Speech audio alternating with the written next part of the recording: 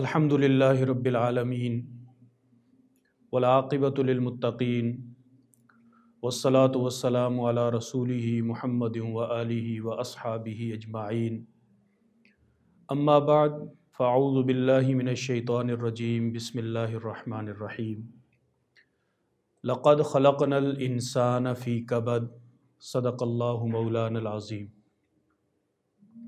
محترم ناظرین و سامعین، السلام علیکم ورحمۃ اللہ وبرکاتہ۔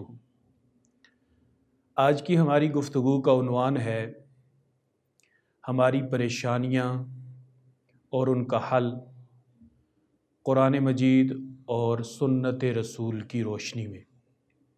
محترم ناظرین و سامعین، اس دنیا میں دو طرح کے لوگ رہتے ہیں۔ ایک وہ جو آسودہ حال اور دولت مند ہیں اور ضروریات زندگی کی تمام چیزیں ان کی دسترس میں موجود ہیں، اور دوسرے وہ لوگ ہیں جو غریب اور مفلوق الحال ہیں، زندگی کی بنیادی ضروریات سے محروم، مصائب اور آلام کے پہاڑوں کے نیچے دبے ہوئے ہیں۔ لیکن قانون قدرت کے تحت اس دنیا میں ہر نیک و بد، امیر و غریب، چھوٹے اور بڑے، مسلمان اور کافر، عرب اور عجم، ہر ایک کو قانون قدرت کے تحت دکھوں، مصیبتوں اور پریشانیوں کا سامنا ہوتا ہے۔ انسان کا تعلق کسی بھی گروہ سے ہو، اسے دکھوں سے، پریشانیوں سے، مصیبتوں سے اور غموں کا سامنا اسے ہوتا ہے۔ یہ الگ بات ہے کہ کوئی آدمی ایسا ہے کہ ہر طلوع ہونے والا سورج اس کے لیے غم کی ایک نئی داستان لے کے آتا ہے، اور کسی گروہ کا واسطہ ان غموں سے، ان پریشانیوں سے کبھی کبھار پڑتا ہے۔ اور یہ بات بھی یاد رکھیں کہ کسی دکھ اور تکلیف کا تعلق اس بات سے نہیں ہے کہ کسی کا اللہ کے ہاں قرب زیادہ ہے، عہدہ بڑا ہے، مقام اور منصب اونچا ہے، تو وہ کبھی دکھوں اور غموں کا شکار نہیں ہوگا۔ اگر ایسا ہوتا تو ہمارے پیارے آقا صلی اللہ علیہ وسلم کے بارے میں اللہ رب العزت قرآن میں خود فرماتے ہیں فَلَعَلَّكَ بَاخِعٌ نَفْسَكَ عَلَىٰ آثَارِهِمْ إِن لَّمْ يُؤْمِنُوا بِهَذَا الْحَدِيثِ أَسَفًا، کہ یہ لوگ ایمان نہیں لائیں گے ان کے اس غم اور پریشانی میں، کیا آپ اپنے نفس کو، اپنی جان کو ہلاک کر دیں گے؟ اور جناب رسول اللہ صلی اللہ علیہ وسلم کے دل میں اپنی امت کا اتنا غم اور اپنی امت کی اتنی فکر تھی کہ قرآن مجید کی یہ آیت جناب رسول اللہ صلی اللہ علیہ وسلم کی زبان اطہر پہ ہوتی تھی، ان تعذبہم فإنہم عبادک وان تغفر لہم فإنک انت العزیز الحکیم، کہ مولا کریم اگر آپ میری اس امت اور اپنی مخلوق کو عذاب میں مبتلا کریں گے تو آپ سے پوچھنے والا کوئی نہیں ہے، کیونکہ یہ آپ کے بندے ہیں، اور اگر آپ معاف کر دیں گے تو آپ بڑے ہیں، آپ غالب ہیں، آپ حکمت والے ہیں۔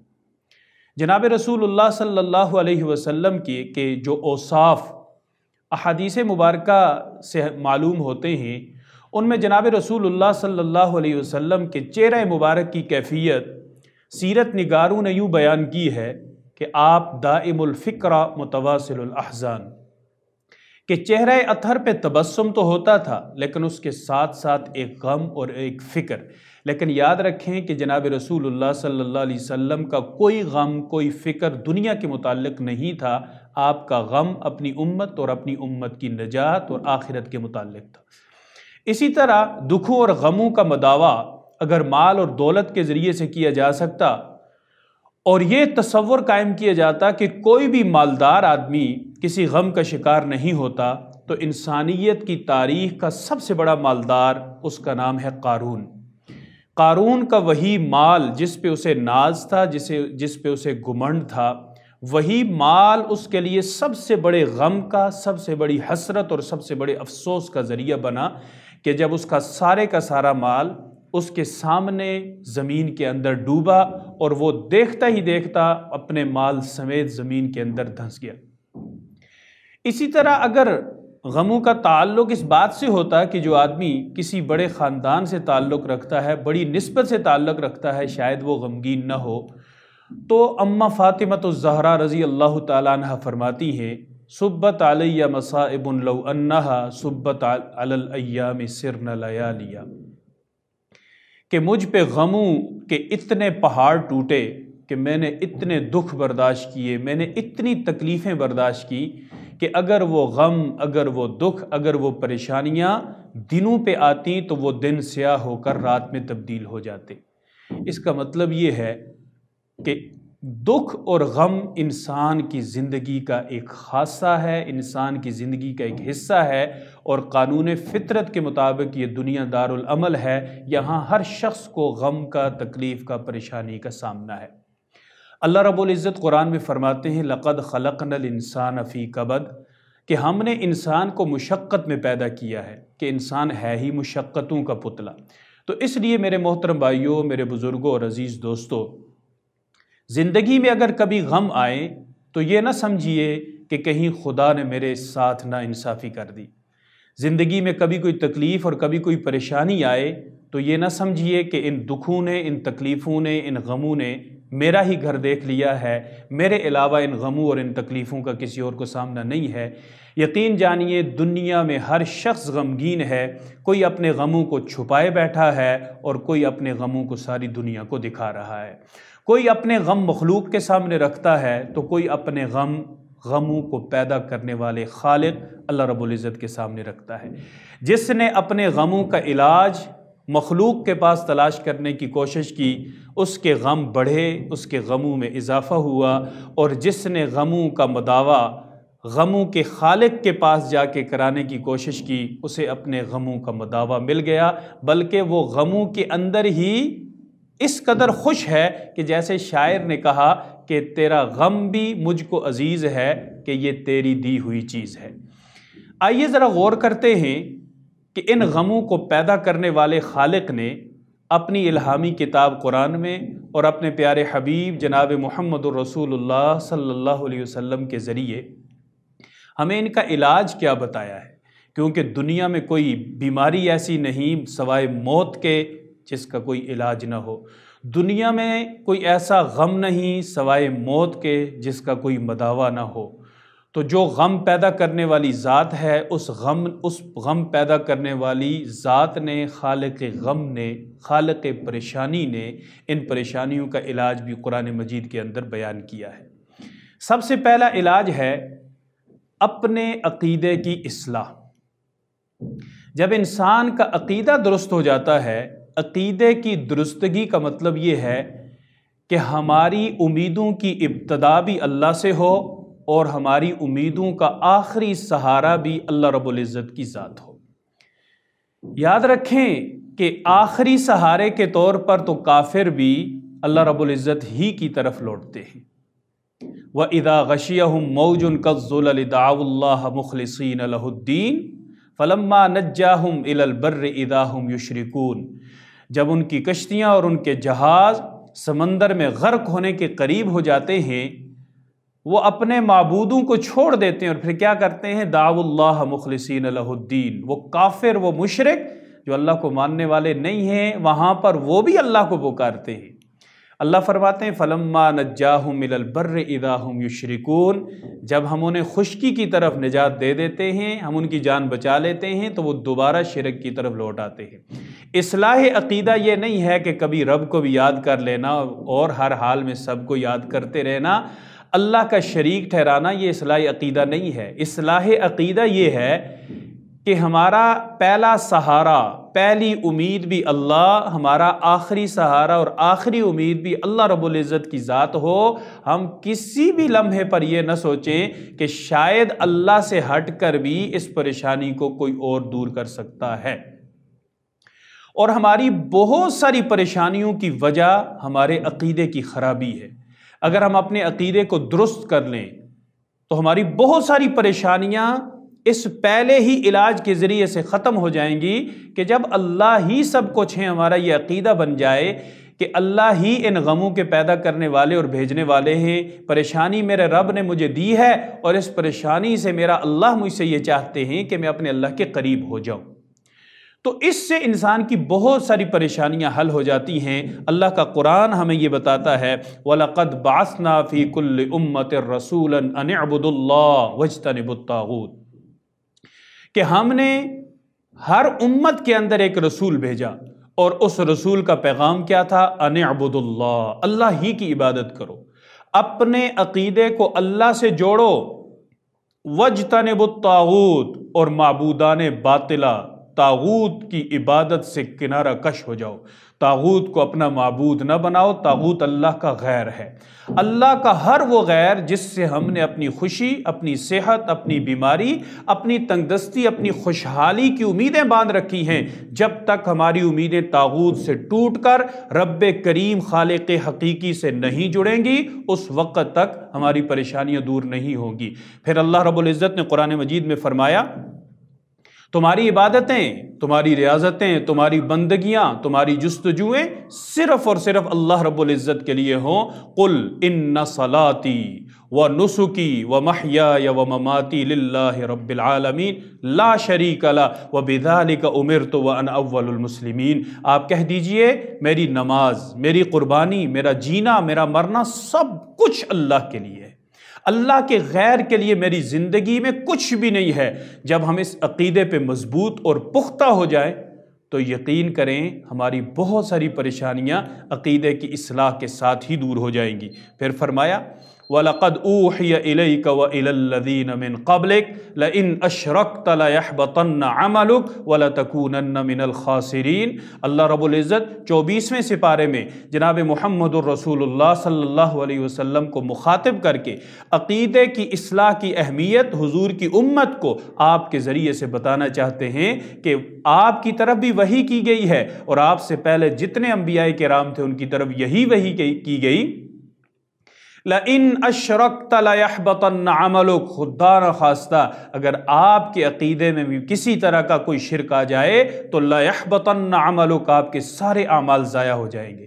ہمارے عقیدے کی ذرا سی خرابی ہماری زندگی کی محنتوں پہ پانی پھیر دیتی ہے، ہمارے عقیدے کی ذرا سی خرابی ہماری عبادتوں کے پہاڑوں کو خاکستر کر کے جلا کر راکھ کر دیتی ہے، اور ہمیں احساس تک نہیں ہوتا۔ جب زندگی سے نیکیاں ختم ہو جاتی ہیں گناہ بھر جاتے ہیں، جب گناہوں کے انبار لگ جاتے ہیں تو گناہوں کے انبار پریشانیاں لے کے آتے ہیں، دکھ لے کے آتے ہیں، غم لے کے آتے ہیں۔ ان اللہ لا یغفر ان یشرک بہ ویغفر ما دون ذلک لمن یشاء، اللہ کا اٹل فیصلہ ہے سب کچھ معاف کر دوں گا، لیکن اللہ فرماتے ہیں ان اللہ لا یغفر ان یشرک بہ، جو اللہ کے ساتھ شریک ٹھہرائے گا، شرک کرے گا، اللہ رب العزت شرک کو معاف نہیں کریں گے، اس کے علاوہ سب کچھ معاف کر دیں گے۔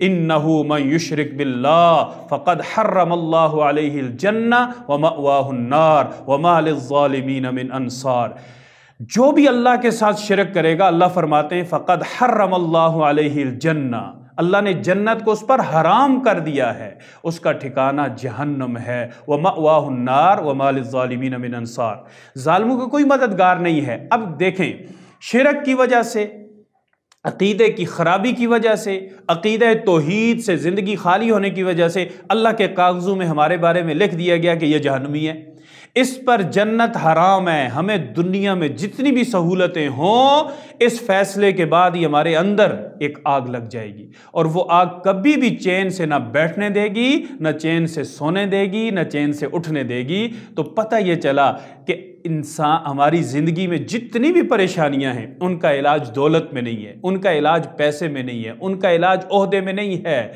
اگر عہدوں میں علاج ہوتا تو سب سے زیادہ بے فکری کی زندگی اور سب سے زیادہ سکون کی زندگی دنیا کے سب سے بڑے صدر امریکہ کے صدر کو ہوتی لیکن نہیں ہے، وہ سب سے زیادہ پریشان ہے۔ ملکوں کے بادشاہوں کو ہوتی، وہ سب سے زیادہ پریشان ہے۔ ان ملکوں کے بادشاہوں کو ہوتی جہاں آمریت ہے، جہاں موت کے ساتھ بادشاہت ختم ہوتی ہے، لیکن وہاں پریشانیاں سب سے زیادہ ہیں۔ انہیں اپنی زندگی اور اپنی جان کے لالے پڑے ہوئے ہیں۔ تو پتہ یہ چلا کہ عقیدہ درست ہو جائے، بہت ساری پریشانیاں ویسے ہی دور ہو جاتی ہیں۔ دوسرا علاج، اللہ رب العزت کے قرآن نے جو ہمیں دوسرا علاج بتایا ہے وہ ہے تقوی۔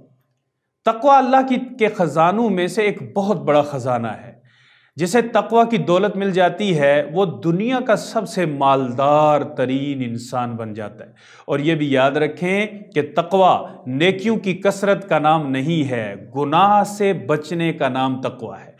جو انسان جتنا زیادہ تقوی اختیار کرتا ہے وہ اللہ کا اتنا ہی محبوب بن جاتا ہے۔ ان اکرمکم عند اللہ اتقاکم۔ یاد رکھو، اللہ کے نزدیک عزت والا وہ انسان ہے جو تم میں سب سے زیادہ متقی ہو۔ تو تقوی اختیار کرتے ہی اللہ کی لسٹ میں جب نام اوپر آ جاتا ہے تو اوپر والے ناموں پہ نظر کرم بھی زیادہ ہوتی ہے۔ تو تقوی کی زندگی ایک خوبصورت زندگی ہے۔ تقوی کائنات کی سب سے بہترین دولت ہے۔ تقوی اللہ کے قرب کا ذریعہ ہے۔ اور جب یہ ساری چیزیں مل جائیں، اللہ کے خزانوں کی سب سے بڑی دولت مل جائے، اللہ کا قرب مل جائے، تو پھر پریشانیاں انسان کے قریب بھی نہیں آتی۔ اللہ کا قرآن بھی اس کی وضاحت کرتا ہے۔ وَلَوْ أَنَّ أَهْلَ الْقُرَىٰ آمَنُوا وَاتَّقَوْا لَفَتَحْنَا عَلَيْهِمْ بَرَكَاتٍ مِّنَ السَّمَاءِ وَالْأَرْضِ۔ اگر یہ بستیوں والے تقوی اختیار کریں، ایمان لانے کے بعد تقوی اختیار کریں، لَفَتَحْنَا عَلَيْهِمْ بَرَكَاتٍ مِّنَ السَّمَاءِ وَالْأَرْضِ، ہم زمین و آسمان کی برکتوں، یعنی اللہ کہتے ہیں ہم اپنے خزانوں کے دروازے ان پہ کھول دوں گا۔ جب رب کے خزانوں کے دروازے کھل جائیں تو پھر پریشانیاں کہاں رہتی ہیں؟ رب کے خزانوں کے دروازے کھولنے والی چیز تقوی ہے۔ اور یہ بستیوں والے اجتماعی طور پہ ایمان لائیں، اجتماعی طور پہ تقوی اختیار کریں، اللہ رب العزت کی طرف سے اجتماعی طور پہ برکتوں کے دروازے کھل جاتے ہیں۔ ایک وہ زمانہ تھا جب کھجور کا ایک دانہ اور پانی کا ایک گلاس اصحاب رسول کہ پورا دن گزارنے کے لیے کافی ہو جاتا تھا۔ ایک کھجور میں اتنی انرجی بھی تھی، ایک کھجور میں اتنی برکت اور اتنی طاقت تھی، بھوک بھی مٹا دیتی تھی، طاقت بھی دیتی تھی، اور ایسی طاقت کہ اصحاب رسول دشمنوں سے لڑتے تھے۔ اور ایک آج ہم ہیں، دنیا کی ساری نعمتیں ہمارے پاس ہیں، لیکن یہ نعمتیں ہمارے لیے عذاب بن چکی ہیں۔ ان نعمتوں سے ہمارے اوپر بیماریوں کے دروازے تو کھل گئے ہیں، برکتوں کے دروازے نہیں کھلے۔ اس کا مطلب یہ ہے کہ ہم تقوی کی زندگی سے دور ہیں۔ وَلَوْ أَنَّ أَهْلَ الْقُرَىٰ آمَنُوا وَاتَّقَوْا لَفَتَحْنَا عَلَيْهِمْ بَرَكَاتٍ مِّنَ السَّمَاءِ وَالْأَرْضِ۔ زمین و آسمان کی برکتوں کے دروازے ہم کھولیں گے، تقوی تم اختیار کرو۔ رب نے اپنے خزانوں کے دروازے کھول دیے، جو چیز چاہیے جاؤ جا کے لے لو۔ تو پریشانی کس بات کی؟ پریشانی تو یہ ہے نا، یہ مجھے چاہیے، وقت پہ یہ مجھے ملتی نہیں۔ ظالم ظلم کر رہا ہے، میری مدد ہوتی نہیں، دروازہ کھلا ہے، جاؤ مدد لے آؤ۔ میں بیمار ہوں، علاج ہوتا نہیں، شفا نہیں ملتی، دروازے کھلے ہیں برکتوں کے، جاؤ شفا اٹھا کے لے آؤ۔ میری ضرورت کے وقت مجھے پیسے نہیں ملتے، وہ دروازہ کھلا ہے برکتوں کا، جاؤ کھول کے لے آؤ۔ شرط کیا ہے؟ شرط ہے تقوی۔ آج ہر شخص پریشان ہے کہ کسی نے بندش کر دی ہے، جی کام نہیں ہوتے، رستے بند ہیں، کاروبار کرتا ہوں وہ بند، نوکری کرتا ہوں وہ بند، جہاں جاتا ہوں وہ بند۔ بہت سارے لوگ آتے ہیں کہ جی فلاں کام شروع کیا، کسی نے بندش کر دیا، رشتہ نہیں ہوتا، نوکری نہیں ملتی، کاروبار میں ترقی نہیں ہوتی۔ اللہ کا قرآن اس کا حل بتاتا ہے، وَمَن يَتَّقِ اللَّهَ يَجْعَل لَّهُ مَخْرَجًا۔ سب کسی کو چھوڑو، تقوی کی زندگی اختیار کرو، اللہ فرماتے ہیں سارے رستے کھول دوں گا۔ یجعل لہ مخرجا۔ پھر لوگ کہتے ہیں جی مشکلات ہیں، زندگی میں تنگیاں ہیں، پریشانیاں ہیں، چونکہ بیچاروں کو یہ پتہ نہیں ہے۔ اللہ کا قرآن اس کا حل کیا بتاتا ہے؟ تو پھر وہ فٹ پاتھوں پہ بیٹھے ہوئے اپنے ہاتھوں کی لکیریں دکھا رہے ہوتے ہیں۔ او بھائی، جس نے لکیریں پیدا کی ہیں اس سے پوچھو حل کیا ہے۔ اگر اس آدمی کے پاس حل ہوتا تو یہ تمہاری لکیریں نہ دیکھ رہا ہوتا، یہ کسی بڑے عہدے اور منصب پہ بیٹھا ہوتا۔ طوطا فال والوں کے پاس جا کے اپنی پرچیاں اٹھوا رہے ہوتے ہیں کہ ذرا اٹھا کے دیکھو میری قسمت، میری تقدیر کیا ہے۔ اللہ کا قرآن کہتا ہے وَمَن يَتَّقِ اللَّهَ يَجْعَل لَّهُ مِنْ أَمْرِهِ يُسْرًا، تم تقوی اختیار کرو میں تمہارے سارے کام آسان کر دوں گا۔ اللہ رستے کھول رہے ہیں، شرط تقوی ہے۔ اللہ برکتوں کے دروازے کھول رہے ہیں، شرط تقوی ہے۔ اللہ سارے کام آسان کر رہے ہیں، شرط تقوی ہے۔ تو پتہ چلا کہ ہم تقوی اختیار کریں، اللہ رب العزت ساری کی ساری پریشانیوں کے دروازے بند کر دیں گے، آسانیوں کے دروازے کھول دیں گے، ساری بندشیں ختم ہو جائیں گی، اللہ کے خزانوں کی برکتوں والے سارے کے سارے دروازے ہمارے لیے کھل جائیں گے۔ تیسرا علاج کثرت سے استغفار۔ انسان کو اللہ رب العزت نے جو پیدا کیا ہے، خیر اور شر کا دونوں طرح کا مادہ اس میں رکھا ہے۔ خیر کے مادے کا نام نیکی ہے، شر کے مادے کا نام گناہ ہے۔ انسان سے جانے نہ جانے، دانستہ نہ دانستہ گناہ سرزد ہو جاتے ہیں، اور گناہ کی مثال ایک چنگاری کی ہے، اور چنگاری اگر کسی بھی جگہ پہ پڑی ہو تو جب تک اسے بجھایا نہ جائے وہ سلگتی رہتی ہے، اور جلدی اس کی فکر نہ کی جائے تو وہ سارے کے سارے گھر کو جلا کر راکھ کر دیتی ہے۔ انسان سے ہونے والا گناہ بھی چنگاری ہے، اور اس چنگاری کے لیے پانی کی حیثیت رکھتا ہے استغفار۔ ہم اپنی زندگی میں استغفار کو لازم کر لیں۔ اللہ رب العزت کو توبہ کرنے والے پسند ہیں، اللہ رب العزت کو استغفار کرنے والے پسند ہیں، اور یہ جو چنگاریاں ہیں یہ سلگتی رہیں گی جب تک ان پہ استغفار کا پانی نہیں ڈالا جائے گا۔ اللہ فرماتے ہیں کہ یہ جو تمہاری پریشانیاں ہیں تم جانتے نہیں ہو، اس کا سبب تمہارے اپنے اعمال ہیں۔ وَمَا أَصَابَكُم مِّن مُّصِيبَةٍ فَبِمَا كَسَبَتْ أَيْدِيكُمْ وَيَعْفُو عَن كَثِيرٍ۔ جو بھی تمہیں پریشانیاں آتی ہیں نا، یہ تمہارے اپنے ہاتھوں کی کارستانیاں ہیں، لیکن یاد رکھو سارے گناہوں پہ میں دنیا میں پریشان نہیں کرتا، بلکہ جب تمہاری یہ ضلالتیں حد سے بڑھ جاتی ہیں تو میں پریشانیاں بھیج دیتا ہوں، لیکن بہت سارے گناہوں سے میں درگزر کرتا ہوں، کچھ کو معاف کرتا ہوں، کچھ کو نیکی کے ذریعے سے مٹا دیتا ہوں، کچھ کو تمہاری نیکیوں کے نیچے دبا دیتا ہوں، لیکن کچھ گناہ تمہارے ایسے ہیں جو تمہیں دنیا میں پریشان کرتے رہتے۔ گناہگار اپنے آپ کو بوجھل محسوس کرتا ہے، استغفار کرنے والا اپنے آپ کو ہلکا محسوس کرتا ہے۔ وَمَا أَصَابَكُم مِّن مُّصِيبَةٍ فَبِمَا كَسَبَتْ أَيْدِيكُمْ وَيَعْفُو عَن كَثِيرٍ۔ جب بھی کوئی پریشانی ہو دیکھیں کون سا گناہ مجھ سے ہوا ہے۔ اگر کوئی گناہ ہے آپ کے سامنے ہے، میرے سامنے ہے، ہم فوری طور پہ اللہ کے سامنے اس گناہ کو لے کے پہنچ جائیں، اللہ اسے معاف کر دیں، اور اس کی وجہ سے جو مجھ پہ پریشانی آئی ہے رب کریم اس سے درگزر فرما دیں۔ اللہ رب العزت ضرور اس پریشانی کو ختم فرمائیں گے۔ لیکن یاد رکھیں اللہ پاک نے دنیا کو دار العمل بنایا، دار الجزا نہیں بنایا۔ کسی کی ہلکی پھلکی گرفت نہیں ہوتی ہے، لیکن ہر گناہ پہ دنیا میں گرفت نہیں ہوتی۔ اللہ فرماتے ہیں وَلَوْ يُؤَاخِذُ اللَّهُ النَّاسَ بِمَا كَسَبُوا مَا تَرَكَ عَلَى ظَهْرِهَا مِن دَابَّةٍ وَلَكِنْ يُؤَخِّرُهُمْ إِلَى أَجَلٍ مُّسَمًّى۔ اگر اللہ رب العزت گناہوں کی بنا پہ دنیا میں پکڑنا شروع کر دے تو زمین پہ چلنے والا کوئی بھی جانور، کوئی بھی انسان، کچھ بھی نہ بچے، زمین پہ چلنے والی کوئی مخلوق نہ بچے۔ وَلَكِنْ يُؤَخِّرُهُمْ إِلَى أَجَلٍ مُّسَمًّى، ایک وقت مقررہ ہے جسے موت اور موت کے بعد کی زندگی، قبر، حشر کہا جاتا ہے، اللہ نے اس کے لیے مؤخر کر کے رکھا ہے۔ گناہ یہاں کرو گے جواب وہاں پہ دینا پڑے گا۔ پھر اللہ رب العزت نے فرمایا ان استغفروا ربکم ثم توبوا الیہ یمتعکم متاعا حسنا الی اجل مسمی۔ سبحان اللہ، کہ تم توبہ کرو، تم استغفار کرو، اس توبہ اور استغفار کے بدلے میں میرا وعدہ ہے موت تک تمہیں راحت کی زندگی دوں گا۔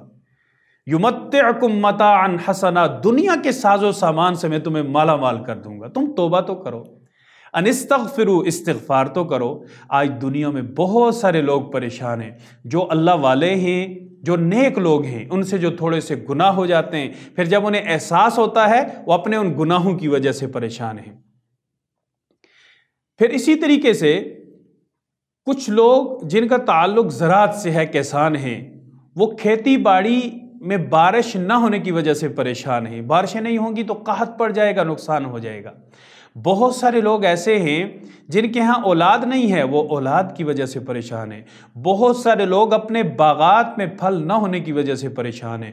بہت سارے لوگ اپنے کاروباروں میں ترقیاں نہ ہونے کی وجہ سے پریشان ہیں۔ اللہ رب العزت نے ان تمام پریشانیوں کا حل استغفار کو قرار دیا ہے۔ فَقُلْتُ اسْتَغْفِرُوا رَبَّكُمْ إِنَّهُ كَانَ غَفَّارًا۔ جو گناہوں کی وجہ سے پریشان ہے استغفار کرو، گناہ ختم۔ جو بارشوں کی وجہ سے پریشان ہے استغفار کرو، یرسل السماء علیکم مدرارا۔ جو اپنے مال میں کمی کی وجہ سے پریشان ہے استغفار کرو، یمددکم باموال۔ جو اولاد کی وجہ سے پریشان ہے یا نرینہ اولاد نہیں ہے اس وجہ سے پریشان ہے، یا اولاد ہے نافرمان ہے اس وجہ سے پریشان ہے، استغفار کرو، یمددکم باموال وبنین۔ جو اپنے باغات کی وجہ سے پریشان ہے یا اپنے کاروبار کی وجہ سے پریشان ہے، استغفار کرو، یمددکم باموال وبنین ویجعل لکم جنات ویجعل لکم انہارا۔ اللہ رب العزت تمہیں باغات کا، تمہیں نہروں کا مالک بنا دیں گے۔ تو پتہ چلا استغفار اللہ رب العزت کو پسند بھی ہے، پریشانیوں کا علاج بھی ہے۔ اگر کسی کے ہاں اولاد نہیں استغفار کرے، مال کی کمی ہے استغفار کرے، بارش نہیں ہے استغفار کرے، تجارت میں نقصان ہے استغفار کرے، اللہ سے دولت کا طلبگار ہے استغفار کرے، بڑے بڑے باغات چاہتا ہے استغفار کرے، بڑی بڑی نہریں چاہتا ہے استغفار کرے۔ فَقُلْتُ اسْتَغْفِرُوا رَبَّكُمْ إِنَّهُ كَانَ غَفَّارًا يُرْسِلِ السَّمَاءَ عَلَيْكُمْ مِدْرَارًا وَيُمْدِدْكُمْ بِأَمْوَالٍ وَبَنِينَ وَيَجْعَلْ لَكُمْ جَنَّاتٍ وَيَجْعَلْ لَكُمْ أَنْهَارًا۔ تو تیسرا علاج اللہ کے قرآن سے جو ہمیں پتہ چلا پریشانیوں کا، وہ ہے استغفار۔ استغفار، استغفر اللہ یہ بھی استغفار ہے، استغفر اللہ ربی یہ بھی استغفار ہے، استغفر اللہ ربی من کل ذنب یہ بھی استغفار ہے، استغفر اللہ ربی من کل ذنب واتوب الیہ۔ جتنا آسان ہو، اور کم سے کم درجہ یہ ہے کہ دن میں 200 مرتبہ صبح اور 200 مرتبہ شام کو استغفار کر کے اپنے سارے معاملات کلیئر کروائیں۔ اپنے تمام گناہوں کے اوپر، سلگتی چنگاریوں کے اوپر ہم پانی ڈالیں اور پھر سو جائیں، دیکھیں کیسی اطمینان کی زندگی گزرتی ہے اور سکون کی رات گزرتی ہے۔ چوتھا علاج قرآن مجید نے جو پریشانیوں کا بتایا ہے وہ ہے اللہ کا ذکر، اللہ کی یاد۔ مفتی محمد تقی عثمانی دامت برکاتہم العالیہ فرماتے ہیں، میں اپنے شیخ حضرت ڈاکٹر عبدالحی عارفی رحمہ اللہ کے ساتھ کہیں تھا، صبح مجھ سے پوچھتے ہیں تقی عثمانی صاحب بتائیے ناشتہ کیا ہے؟ میں نے کہا حضرت ناشتہ تو کر لیا ہے۔ فرمانے لگے جسم کا تو کیا ہے، روح کا ناشتہ بھی کیا ہے؟ میں نے کہا حضرت روح کا ناشتہ کیا ہے؟ فرمانے لگے روح کا ناشتہ ہے اللہ کا ذکر۔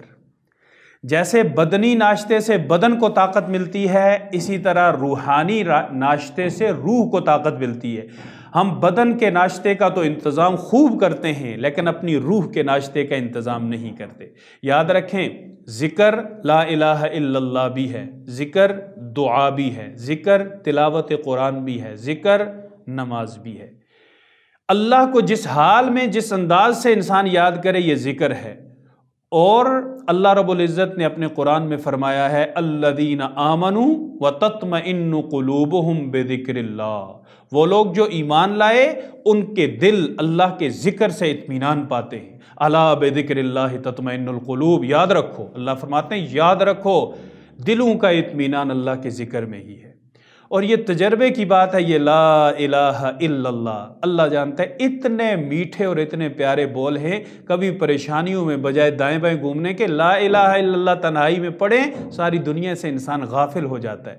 دنیا میں کیا ہو رہا ہے، کوئی میرے بارے میں کیا سوچ رہا ہے، کیا ہونے والا ہے، کیا ہوگا، سب کچھ انسان کے ذہن سے غائب ہو جاتا ہے، ایک اللہ کا نام ہی سامنے ہوتا ہے۔ اور اگر صوت اور آواز اور الفاظ کے ماہرین سے آپ پوچھیں تو وہ کہیں گے کہ یہ الفاظ دنیا کے سب سے میٹھے اور پیارے الفاظ ہیں، یعنی مسلمان چھوڑ کے کافر بھی اگر کوئی اپنے دل کی تسلی اور اطمینان کے لیے لا الہ الا اللہ، لا الہ الا اللہ پڑھتا ہے، ان الفاظ سے بھی اس کے دل کو، اس کی روح کو، اس کے دماغ کو سکون ملتا ہے۔ تو اللہ رب العزت کا ذکر دلوں کی تسلی اور دلوں کا اطمینان ہے، اور دل انسان کے بدن میں مرکزی حیثیت رکھتا ہے۔